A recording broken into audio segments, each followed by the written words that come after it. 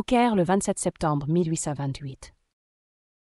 C'est le 14 de ce mois, au matin, que j'ai quitté Alexandrie, après avoir arboré le pavillon de France. Nous avons pris le canal nommé le Mamoudier, auquel ont travaillé messieurs Coste et Mazy. Il suit la direction générale de l'ancien canal d'Alexandrie, mais il fait beaucoup moins de détours et se rend plus directement au Nil en passant entre le lac Maréotis à droite et celui d'Edkou à gauche. Nous débouchâmes dans le fleuve le 15 de très bonne heure, et je conçus dès lors les transports de joie des Arabes d'Occident, lorsque, quittant les sables libyques d'Alexandrie, ils entrent dans la branche canopique et sont frappés de la vue des tapis de verdure du delta, couverts d'arbres de toute espèce, au-dessus desquels s'élèvent les centaines de minarets des nombreux villages qui sont dispersés sur cette terre de prédilection. Ce spectacle est véritablement enchanteur, et la renommée de la fertilité de la campagne d'Égypte n'est point exagérée. Le fleuve est immense et les rives en sont délicieuses. Nous fîmes une courte halte à Foix, où nous arrivâmes à midi. À 7h30 du soir, nous dépassâmes Dezouk. C'est le lieu où le respectable Salt a expiré il y a quelques mois. Le 16, à 6h du matin, je trouvais, en m'éveillant, le Mashk amarré dans le voisinage de Sahel Hagar, où j'avais recommandé d'aborder pour visiter les ruines de Saïs, devant lesquelles je ne pouvais passer sans respect. Nos fusils sur l'épaule, nous gagnâmes le village qui est à une demi-heure du fleuve. Nos jeunes artistes chassèrent en chemin et firent lever 2 chacals qui s'échappèrent à toutes jambes à travers les coups de fusil. Nous nous dirigeâmes sur une grande enceinte que nous apercevions dans la plaine depuis le matin. L'inondation, qui couvrait une partie des terrains, nous força de faire quelques détours, et nous passâmes sur une première nécropole égyptienne, bâtie en briques crues. Sa surface est couverte de débris de poterie, et j'y ramassai quelques fragments de figurines funéraires. La grande enceinte n'était abordable que par une porte forcée tout à fait moderne. Je n'essaierai point de rendre l'impression que j'éprouvais après avoir dépassé cette porte, et en trouvant sous mes yeux des masses énormes de 80 pieds de hauteur, semblables à des rochers déchirés par la foudre ou par des tremblements de terre. Je courus vers le milieu de cette immense circonvallation et reconnus encore des constructions égyptiennes en briques crues, de 15 pouces de long, 7 de large et 5 d'épaisseur. C'était aussi une nécropole, et cela nous expliqua une chose jusqu'ici assez embarrassante, savoir ce que faisaient de leurs momies les villes situées dans la Basse-Égypte et loin des montagnes. Cette seconde nécropole de Saïs, dans les débris colossaux de laquelle on reconnaît encore plusieurs étages de petites chambres funéraires, et il devait y en avoir un nombre infini, n'a pas moins de 1400 pieds de longueur et près de 500 de large. Sur les parois de quelques-unes des chambres, on trouve encore un grand vase de terre cuite qui servait à renfermer les intestins des morts et faisait l'office des vases dits canopes. Nous avons reconnu du bitume au fond de l'un d'entre eux. À droite et à gauche de cette nécropole existent 2 monticules, sur l'un desquels nous avons trouvé des débris de granit rose, de granit gris, de beau grès rouge et de marbre blanc, dit de Thèbes. Cette dernière particularité intéressera particulièrement notre ami Dubois, qui a tant travaillé sur les matières employées dans les monuments de l'Antiquité. Des légendes de pharaons sont sculptées sur ce marbre blanc, et j'en ai recueilli de beaux échantillons. Les dimensions de la grande enceinte qui renfermait ces édifices sont vraiment étonnantes. Le parallélogramme, dont les petits côtés n'ont pas moins de 1440 pieds et les grands 2060, a ainsi plus de 7000 pieds de tour. La hauteur de cette muraille peut être estimée à 80 pieds, et son épaisseur mesurée est de 54 pieds. On pourrait donc y compter les grandes briques par millions. Cette circonvallation de géants me paraît avoir renfermé les principaux édifices sacrés de Saïs. Tous ceux dont il reste des débris étaient des nécropoles. Et, d'après les indications fournies par Hérodote, l'enceinte que j'ai visitée renfermerait les tombeaux d'Apriès et des rois saïtes, ses ancêtres. De l'autre côté de ceux-ci serait le monument funéraire de l'usurpateur Amasis. La partie de l'enceinte vers le Nil a pu aisément contenir le grand temple de Neith, la grande déesse de Saïs, et nous avons donné la chasse à coups de fusil à des chouettes, oiseaux sacrés de Minerve ou Neith, que les médailles de Saïs et celles d'Athènes, sa fille, portent pour armes parlantes. À quelques centaines de toises de l'angle voisin de la fausse porte, existent des collines qui couvrent une troisième nécropole. Elle était celle des gens de qualité. On y a déjà fouillé, et j'y ai vu un énorme sarcophage en basalte vert, celui d'un gardien des temples sous Psamétichus II. Monsieur Rossetti, son possesseur, m'avait permis de l'emporter, mais la dépense serait trop considérable, et le monument n'est pas assez important pour la risquer. À mon retour en Basse-Égypte, je ferai faire des fouilles sur ce point-là et sur quelques autres, si l'état des fonds me le permet. Cette dernière remarque est importante. Avec peu de fonds, on peut faire beaucoup, et je serais affligé de quitter ce pays sans avoir pu assurer, à peu de frais, l'acquisition de monuments de choix, les plus propres à enrichir nos collections royales et à éclairer les travaux historiques de nos savants. J'ai l'espoir qu'on voudra bien m'aider pour l'accomplissement de ces vues d'une utilité incontestable. Cette première visite à Saïs ne sera pas la dernière. Je quittais ce lieu à 6 heures du soir. Le lendemain, 17 septembre, nous passâmes devant Chabour. Le 18, à 9 heures du matin, nous fîmes halte à Nader, où des Almais nous donnèrent un concert vocal et instrumental, suivi des gambades et des chants grotesques habituels aux baladins. À 12h30, nous étions devant Tarané, où je vis des monticules de natrons transporter des lacs qu'ils produisent. Le soir, nous dépassâmes Mitsalamé, triste village assis dans le désert libyque, et faute de vent, nous passâmes une partie de la nuit sur la rive verdoyante du delta, près du village d'Ashmoun. Le 19 au matin, nous vîmes enfin les pyramides, dont on pouvait déjà apprécier les masses, quoique nous fussions à 8 lieues de distance. À 1h03, nous arrivâmes au sommet du delta, Batn el-Bakara, le ventre de la vache, à l'endroit même où le fleuve se partage en 2 branches, celle de Rosette et celle de Damiette. La vue est magnifique, et la largeur du Nil étonnante. À l'Occident, les pyramides s'élèvent au milieu des palmiers. Une multitude de barques et de bâtiments se croisent dans tous les sens. À l'Orient, le village très pittoresque de Chorafé, dans la direction d'Héliopolis. Le fond du tableau est occupé par le mont Mokattam, que couronne la citadelle du Caire, et dont la base est cachée par la forêt de minarets de cette grande capitale. À 3 heures, nous vîmes le Caire plus distinctement.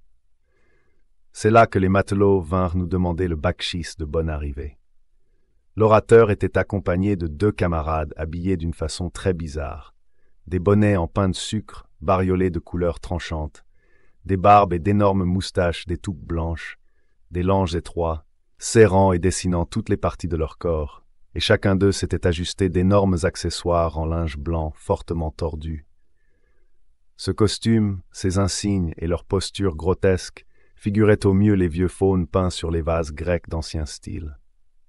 Quelques minutes après, notre mashk donna sur un banc de sable et fut arrêté tout court.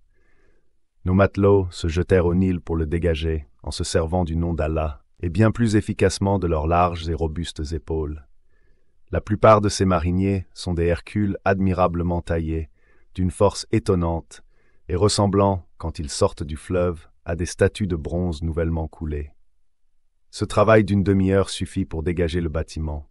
Nous passâmes devant Ambabé, et après avoir salué le champ de bataille des pyramides, nous abordâmes au port de Boulak à 5 heures précises. La journée du 20 se passa en préparatifs de départ pour le Caire, et plusieurs convois d'ânes et de chameaux transportèrent en ville nos lits, malles et effets pour meubler la maison que j'avais fait louer d'avance. À 5 heures du soir, suivi de ma caravane et enfourchant nos ânes, bien plus beaux que ceux d'Alexandrie, je partis pour le Caire. Le janissaire du consulat ouvrait la marche, le droguement était avec moi, et toute la jeunesse paradait à ma suite. Je m'aperçus que cela ne déplaisait nullement aux Arabes, qui criaient « Françaoui », français, avec une certaine satisfaction. Nous arrivions au Caire au bon moment. Ce jour-là et le lendemain étaient ceux de la fête que les musulmans célébraient pour la naissance du prophète. La grande et importante place d'Ezbekieh, dont l'inondation occupe le milieu, était couverte de monde entourant les baladins, les danseuses, les chanteuses, et de très belles tentes sous lesquelles on pratiquait des actes de dévotion. Ici, des musulmans assis lisaient en cadence des chapitres du Coran. Là, 300 dévots, rangés en ligne parallèle, assis, mouvant incessamment le haut de leur corps en avant et en arrière, comme des poupées à charnières, chantaient en chœur « La Allah el Allah, il n'y a point d'autre Dieu que Dieu ». Plus loin, 500 énergumènes, debout, rangés circulairement et se sentant les coudes, sautaient en cadence et poussaient du fond de leur poitrine épuisée le nom d'Allah 1000 fois répété, mais d'un ton si sourd, si caverneux, que je n'ai entendu de ma vie un chœur plus infernal. Cet effroyable bourdonnement semblait sortir des profondeurs du Tartare. À côté de ces religieuses démonstrations, circulaient les musiciens et les filles de joie. Des jeux de bagues, des escarpolettes de tout genre étaient en pleine activité. Ce mélange de jeux profanes et de pratiques religieuses, joint à l'étrangeté des figures et à l'extrême variété des costumes, formait un spectacle infiniment curieux et que je n'oublierai jamais. En quittant la place, nous traversâmes une partie de la ville pour gagner notre logement. On a dit beaucoup de mal du Caire. Pour moi, je m'y trouve fort bien, et ces rues de 8 à 10 pieds de largeur, si décriées, me paraissent parfaitement bien calculées pour éviter les trop grandes chaleurs. Sans être pavées, elles sont d'une propreté fort remarquable. Le Caire est une ville tout à fait monumentale. La plus grande partie des maisons est en pierre, et à chaque instant on y remarque des portes sculptées dans le goût arabe.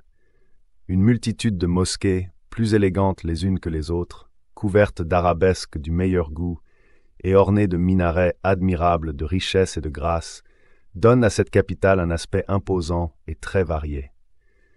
Je l'ai parcouru dans tous les sens, et je découvre chaque jour de nouveaux édifices que je n'avais pas encore soupçonnés.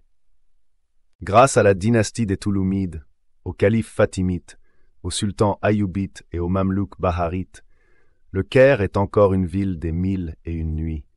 Quoique la barbarie ait détruit ou laissé détruire en très grande partie les délicieux produits des arts et de la civilisation arabe.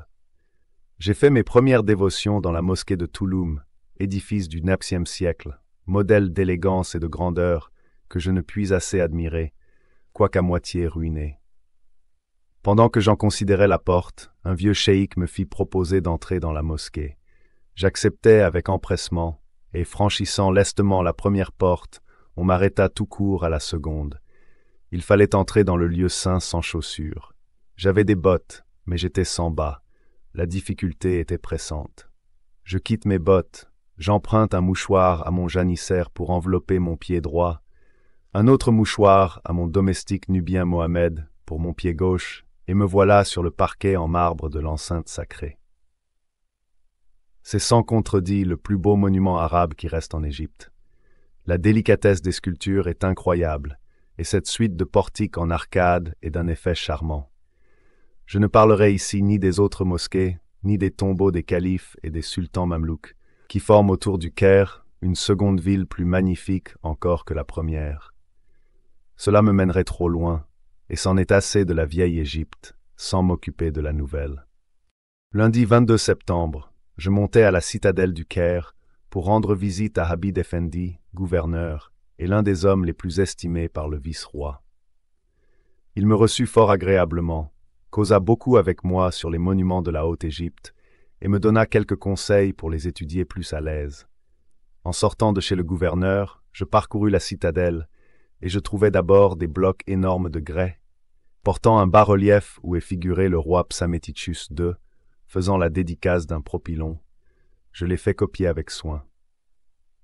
D'autres blocs épars, et qui ont appartenu au même monument de Memphis d'où ces pierres ont été apportées, m'ont offert une particularité fort curieuse. Chacune de ces pierres, parfaitement dressées et taillées, porte une marque constatant sous quel roi le bloc a été tiré de la carrière. La légende royale, accompagnée d'un titre qui fait connaître la destination du bloc pour Memphis, est gravée dans une aire carrée et creuse. J'ai recueilli sur divers blocs les marques de 3 rois, Psamétichus II, Apries, son fils, et Amasis, successeur de ce dernier. Ces 3 légendes nous donnent donc la durée de la construction de l'édifice dont ces blocs faisaient partie.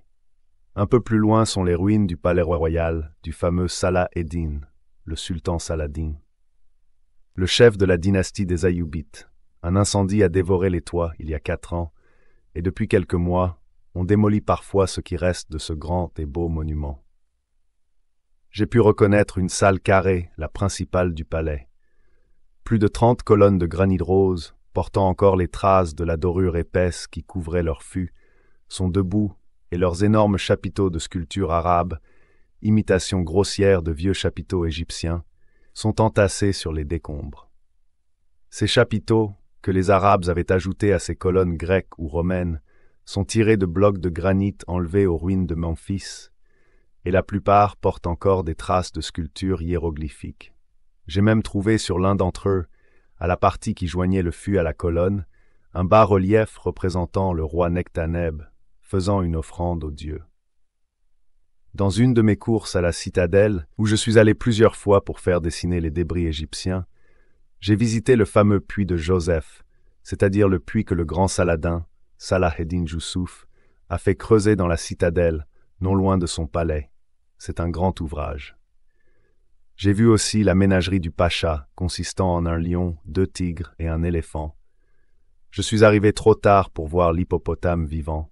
La pauvre bête venait de mourir d'un coup de soleil, pris en faisant sa sieste sans précaution, mais j'en ai vu la peau empaillée à la turque et pendue au-dessus de la porte principale de la citadelle. J'ai visité avant-hier Mohamed Bey Defterdar, trésorier du Pacha. Il m'a fait montrer la maison qu'il construit à Boulak sur le Nil, et dans les murailles de laquelle il a fait encastrer, comme ornement, d'assez beaux bas-reliefs égyptiens venant de Saqqara. C'est un pas fort remarquable, fait par un des ministres du Pacha, assez renommé pour son opposition à la réforme. J'ai trouvé ici notre agent consulaire, M. Dersch, malade, et parmi les étrangers, Lord Prideaux, M. Burton et le major Félix, anglais, qui s'occupe beaucoup d'hiéroglyphes et qui me comble de bonté. Je n'ai encore fait aucune acquisition. Je présume que notre arrivée a fait hausser le prix des antiquités, mais cela ne peut durer longtemps. Je pars demain ou après pour Memphis. Je ne reviendrai pas au Caire cette année. Nous débarquerons près de Mitraïné, le centre des ruines de la vieille ville où je m'établirai. Je pousserai de là des reconnaissances sur Saqqara, Dachour et toute la plaine de Memphis, jusqu'aux grandes pyramides de Gizeh, d'où j'espère dater ma prochaine lettre. Après avoir couru le sol de la seconde capitale égyptienne, je mets le cap sur Thèbes, où je serai vers la fin d'octobre, après m'être arrêté quelques heures à Abydos et à Dendera. Ma santé est toujours excellente et meilleure qu'en Europe. Il est vrai que je suis un homme tout nouveau. Ma tête rasée est couverte d'un énorme turban. Je suis complètement habillé à la turque, une belle moustache couvre ma bouche, et un large cimeterre pend à mon côté. Ce costume est très chaud, et c'est justement ce qui convient en Égypte. On y sue à plaisir, et l'on s'y porte de même. Les Arabes me prennent partout pour un naturel. Dans peu, je pourrai joindre l'illusion de la parole à celle des habits. Je débrouille mon arabe, et à force de jargonner, on ne me prendra plus pour un débutant. J'ai déjà recueilli des coquilles du Nil pour M. de Ferrussac. J'attends impatiemment des lettres de Paris. Adieu.